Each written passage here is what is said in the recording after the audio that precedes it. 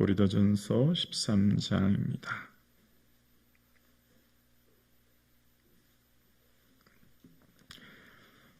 1절에서 4절 말씀을 함께 합독하시겠습니다.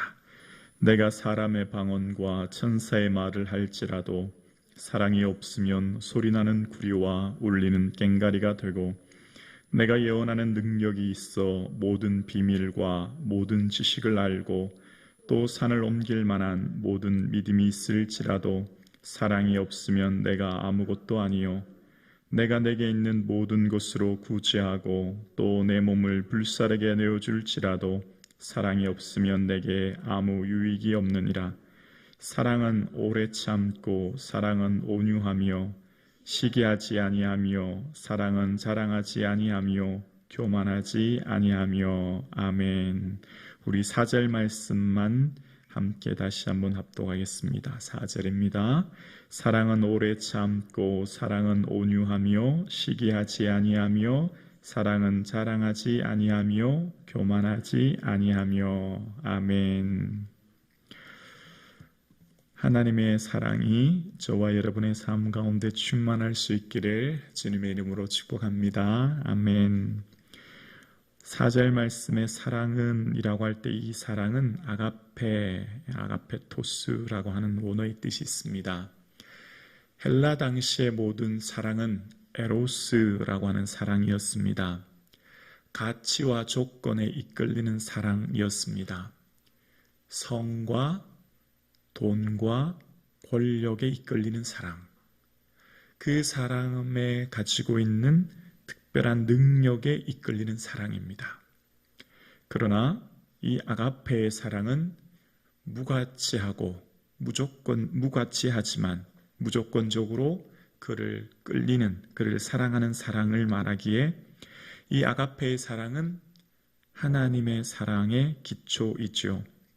그래서 하나님의 사랑은 이 세상의 어떤 사랑과 비교할 수 없는데, 구체적으로 비교할 수 있다면 어머니의 사랑과 아버지의 사랑, 즉 부모의 사랑으로 이야기할 수 있고, 그 부모의 사랑이야말로 부모가 자녀를 사랑하는 사랑은 무조건적인 사랑이요 변함없는 사랑이지요.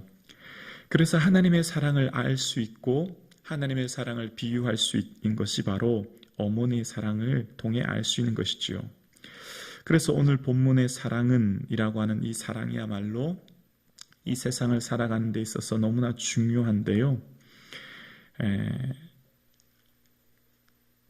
이 고린도전서 12장부터 계속되어지는 은사를 통한 능력이 아무리 많다고 해도 사랑이 없으면 아무 소용이 없다. 그것을 이제 3절까지 이야기했습니다.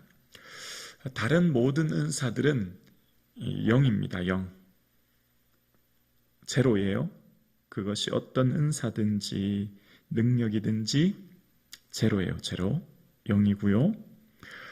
그런데 사랑만 1입니다. 숫자 1. 자, 제로는 아무리 많아도 제로가 하나, 제로가 둘, 제로가 셋은 의미가 없어요. 아무리 많아도 그것은 그냥 제로일 뿐이죠. 그런데 그 제로 중에 1이라고 하는 사랑이 딱 붙으면 완전히 바뀝니다. 예를 들어 제로가 하나이고 인데 1이 붙으면 10이 되지요. 제로가 셋이에요. 하나, 둘, 셋. 0이 3개 모입니다. 0끼리만 모여있으면 아무 의미가 없지요. 그런데 거기 1이 하나 딱 붙으면 뭐가 됩니까? 1000이 됩니다. 0이 4개가 돼서 거기 숫자가 1이 붙으면 만이 됩니다. 엄청나게 늘어나게 바뀌게 되는 거지요. 아무리 많은 은사가 있어도, 아무리 많은 능력이 있어도 사랑이 없으면 제로입니다. 아무 쓸데가 없는 거예요. 제로에 0에 불과한 겁니다. 무가치한 것입니다. 그러나 작고 보잘것없는 은사라고 할지라도, 연약할지라도 그 하나에 사랑이라고 하는 1의 숫자가 붙기 시작하면 놀라운 능력이 나타나는 거죠. 그래서 사랑이 없으면 아무 유익이 없습니다. 어떤 은사도, 어떤 능력도, 어떤 권세도, 우리에게 주어진 모든 것들은 오직 사랑이 있어야만 의미가 있는 것이지요. 그래서 이 앞단락 1절에서 3절까지의 모든 내용이 사랑 없으면 아무것도 아니다. 이제 그 얘기하는 겁니다. 그리고 이제 비로소 그러면 과연 사랑은 무엇인가? 라고 하는 사랑의 정의를 내리기 시작합니다. 세상에는 많은 사랑의 정의가 있습니다. 그런데 오늘 성경을 통해 우리에게 말씀하시는 하나님의 사랑의 정의는 무엇일까요? 오늘 본문 4절입니다. 사랑은 오래 참고, 사랑은 오래 참는 것이래요. 사랑하는 성도님, 특별히 일부 예배 드리시는 우리 모든 성도님들에게 이 오래 참는 은혜가 있기를 주님 이름으로 축복합니다. 아멘. 이 오래 참다라고 하는 원어의 뜻은 마크로디메오, 마크로디메아라고 하는 원어가 있습니다. 한 단어로 구성되어 있어요. 마크로디메아라고 하는 원어의 뜻은 참다, 인내하다는 원래 뜻이 있는데 이 단어는 두 개의 단어가 합쳐져서 구성되어 있습니다. 길다, 몰다라고 하는 마크로스라고 하는 단어와 열정이라고 하는 디모스라고 하는 단어가 합쳐져 있는 거예요. 그러니까 이 단어를 분석해 보면 열정이 오래 간다는 것입니다. 열정이 멀리까지 간다는 거예요. 열정이 오래까지 간다는 것은 무엇일까요? 처음 사랑, 반짝 사랑하고 잠깐 사랑하는 것이 아니라 변함없이 오래도록 지속되어진다는 거죠. 세상의 많은 사람들의 사랑은 잠깐 사랑할 수 있고 잠깐 열정적일 수 있고 잠깐 좋아할 수 있어요. 세상의 모든 사람들의 사랑은 그 사랑이 지속하기가 어렵지요. 그런데 여기 등장하는 오래 참고라고 하는 마크레디메아라고 하는 것은 열정이 오래 길게 간다는 것입니다. 하나님의 사랑은 오래도록 변함없이 우리를 붙들고 계시는 것이죠. 하나님의 사랑은 한결같습니다. 영원합니다. 변하지 않습니다. 하나님의 한 번 사랑하신 그 사랑은 변치 않고 그 열정이 오래되어지지요. 그래서 사랑은 오늘 본문 가장 먼저 오래 참는다라고 이야기해요. 우리에게 가장 힘든 게 바로 이 점 아닐까요? 어쩌면 모든 사람들의 마음은 좀 급하지 않습니까? 성급하지 않습니까? 그런데 사랑은 오래 참는 거래요. 그래서 어쩌면 우리에게 가장 힘든 덕목일 수 있는데 이 사랑에 대한 정의를 이제 오래 참는다라고 이야기하고 있는 것을 봅니다. 오래 참는 것이 사랑이다라는 것입니다. 세상의 모든 것들은 오래 참음으로 말미암아 이루어지지요. 특별히 생명이라고 하는 것은요, 잉태하는 순간부터 오래 참고 기다림으로 그 생명이 성장하고 생명이 완성되어지죠. 예를 들어 볼까요? 어떤 연인들이 사랑하여 결혼합니다. 결혼하면 아이가 생기지요. 여인이 잉태하게 되어집니다. 임신하게 되어지면 그 임신한 아이가 어떻게 자랍니까? 오래 참음으로 자라게 되죠. 부모는 할 수 있는 것이 없어요. 기다리는 것밖에 없죠. 그 오래 참음과 기다림 속에 이제 시간이 되어 아이가 태어납니다. 잉태하여 태어난 아이가 처음부터 장성해서 막 뛰어다니고 걸어다니고 말하는 것 결코 아니잖아요. 오래 기다려야 합니다. 아이가 태어나서 스스로 걸을 때까지 걷는 시간도 한참 걸리고 스스로 밥을 먹고 스스로 이야기할 때까지 오랜 시간 오직 기다림으로부터 완성되어집니다. 한 아이의 생명이 완전히 성장하기까지는 부모가 할 수 있는 것, 기다리는 것 외에 없습니다. 기다려야만 그 아이가 온전하게 성장하게 되어지는 것이죠. 그래서 이 사랑은, 하나님의 사랑은 특별히 성경에서 이 오래 참는다라고 하는 마크로디메아라고 하는 원어는 무엇과 많이 연결되어 있냐면 영생과 많이 연결되어 있습니다. 신약 성경에 등장하는 이 오래 참음이라는 단어는 하나님의 사랑을 비유하는데 그 사랑은 영생, 생명과 연관되어 많이 등장해요. 먼저 하나님의 오래 참음의 이 영생의 은혜는 디모데전서 1장 16절에 이렇게 이야기합니다. 그러나 내가 긍휼을 입은 까닭은 예수 그리스도께서 내게 먼저 일체 오래 참으심을 보이사 후에 주를 믿어 영생 얻는 자들에게 본이 되게 하려 하심이라. 아멘. 하나님의 오래 참음이란 단어가 등장했지요. 그 뒤에 뭐가 등장하냐면 영생이 등장합니다. 하나님의 오래 참음을 통해 생명이 잉태하게 되고 그 생명이 성장하게 되어지고 그 생명이 영생을 얻게 되어지는 것이죠. 하나님의 오래 참으심이 우리를 영생에 이르도록 하는 줄로 믿습니다. 하나님의 자비하심과 인내 속에 우리를 택정하시고 인도하시고 가장 중요한 것은 기다리심이에요. 오래 기다리시는 거예요. 그런데 사도 바울이 이 하나님의 영생에 대해서 비유할 때 뭐라고 얘기하냐면 다시 디모데전서 1장 16절을 보면 이렇게 얘기합니다.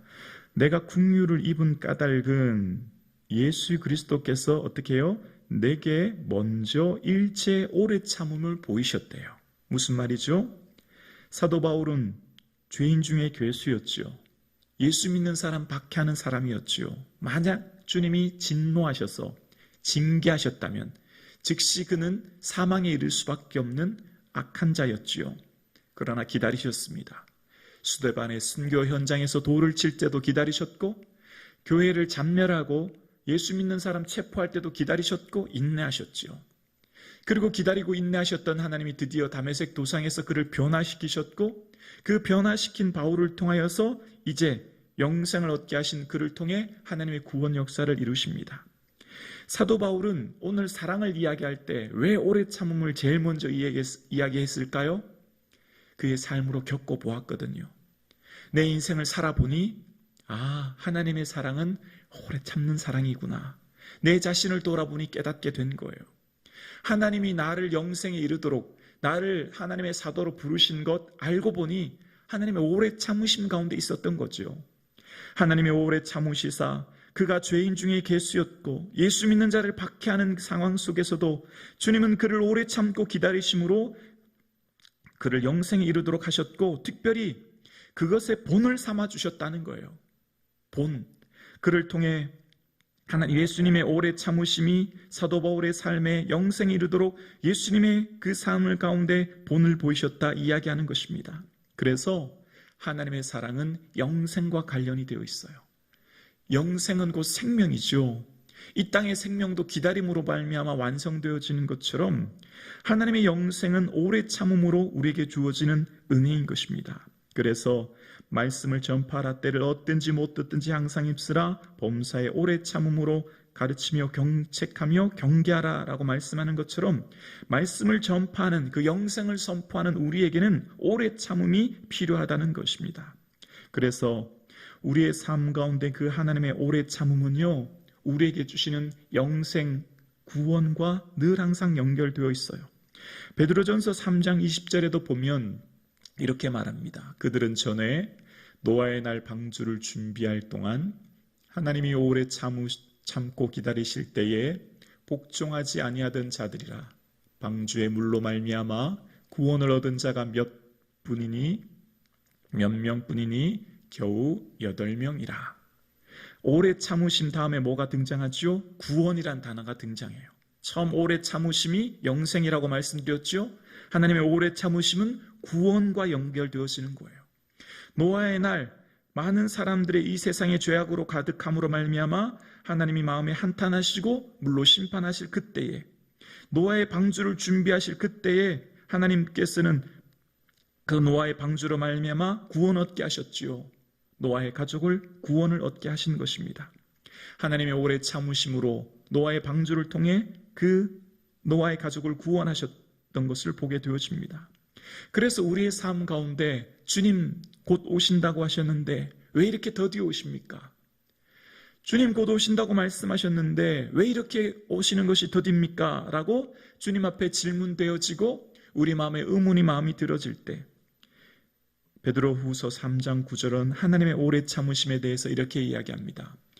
주의 약속은 어떤 이들이 더디다고 생각하는 것 같이 더딘 것이 아니라 오직 주께서 너희를 대하여 오래 참으사 아무도 멸망하지 아니하고 다 회개하기에 이르기를 원하노라.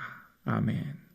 하나님의 오래 참으심은 우리로 말미암아 기회를 주시고 회개할 기회와 은혜를 주셔서 멸망하지 아니하도록, 하나님의 오래 참으심은 한 사람이라도 더 구원 얻도록 기다리시는 시간이라는 거예요. 그래서 주의 오래 참으심이 구원이 될 줄로 여기라 라고 하는 베드로후서 3장 15절 말씀처럼 하나님의 오래 참으심은 우리를 구원하게 하시며 하나님의 오래 참으심은 우리로 영생에 이르도록 하시는 것이죠. 그래서 하나님의 오래 참으심이 우리에게 축복인 줄로 믿습니다. 하나님의 오래 참으심이 우리에게는 놀라운 은혜 중의 은혜예요. 그 하나님의 오래 참으심으로 말미암아 우리를 회개하게 하시고 구원하게 하시고 영생에 이르도록 우리를 인도해 주시는 것입니다. 그래서 하나님께서는 오늘 사랑의 첫 번째로 사랑의 정의를 오래 참음이라고 말씀하시면서 이것을 통해 구원을 이루도록 우리를 인도하셨던 은혜처럼 예수님께서 우리를 사랑하시는 그 사랑은 오래 참음이셨고 그 오래 참음의 본을 예수님이 친히 보이셨던 것처럼 이제 너희들도 우리들도 그 오래 참음의 삶을 살라는 겁니다. 우리의 오래 참음은 생명을 잉태하게 되어집니다. 우리의 오래 참음은 영생의 은혜가 흘러가게 하는 것입니다. 우리의 오래 참음은 단순히 나의 삶에 어떤 것을 이루고 성취하는 것을 넘어 나의 오래 참음으로 말미암아 공동체가 살아나게 되어지고 나의 오래 참음으로 말미암아 하나님의 영생의 생명과 축복이 흘러가게 되는 줄로 믿습니다. 그래서 누가복음 21장 19절에도 보면 너희 인내로 너희 영혼을 얻으라 라고 이야기합니다. 우리의 인내가 말미암아 영혼을 구원을 이루도록 은혜를 받게 되는 것이죠. 그래서 이 오래 참음의 은혜가 얼마나 중요한지 몰라요. 그러나 우리는 연약합니다. 우리 모두는 늘 항상 부족하지요. 넘어지고 실패합니다. 오래 참는 것이 얼마나 어려운지 몰라요. 그래서 주의 은혜를 구해야 합니다. 그래서 이 오래 참음의 은혜를 주께 구해야 합니다.